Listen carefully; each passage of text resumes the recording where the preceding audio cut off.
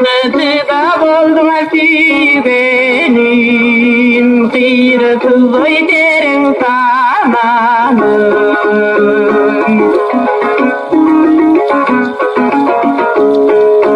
Sabırımdı getirip,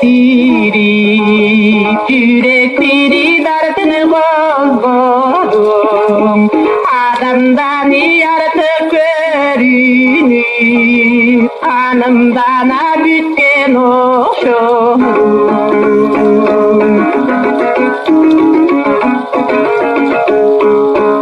Oyunu bir havalı çağımdı, oyunu somi gönlümü sağımdı. Tüben gele zarı kırsam den, yürek ele yısıp kanımdı.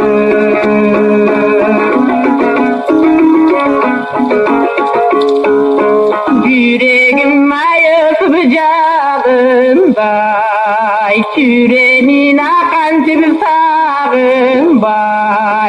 Yürgen eken süvenim, yürekte boy sağımday.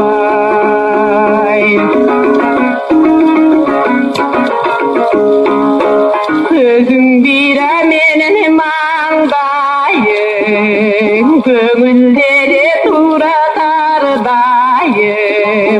Sağındım o senin abıdan, sanangdan oy çıkıp kalmayım.